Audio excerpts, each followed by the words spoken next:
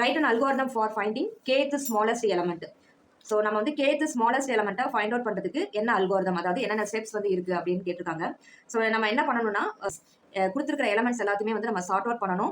என்ன ஆர்டரில் sort out பண்ணுறோம் அப்படின்னா அசெண்டிங் ஆர்டரில் சார்ட் அவுட் பண்ணுறோம். அந்த சார்ட்டிங் பண்ணுறதுக்கு நம்ம யூஸ் பண்ணுற மெத்தட் என்னன்னா ரேண்டமைஸ்டு குவிக் சார்ட் யூஸ் பண்ணி நம்ம வந்து சார்ட் அவுட் பண்ணிக்கிறோம்.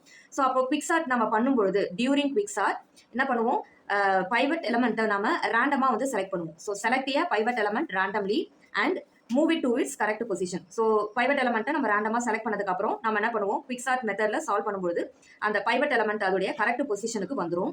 அதுக்கப்புறமா என்ன பண்றோம், if index of pivot is equal to K. So நம்ம எதை தேடுறோமோ அந்த கே வந்து பைவட் எலமெண்ட்டுக்கு ஈக்குவலா இருக்கு அப்படின்னா வேல்யூவை ரிட்டர்ன் பண்ணும். இல்லை அப்படின்னா லெஃப்டோ இல்லை ரைட் சப்அரேலையோ வந்து ரிகர்சிவா வந்து என்ன பண்ணும், ஸ்கேன் பண்ணிக்கிட்டே இருக்கும். அந்த கேத் எலமெண்ட் எது அப்படின்றத ஸ்கேன் பண்ணிக்கிட்டே இருக்கும். Last repeat this process until element at index K is not found.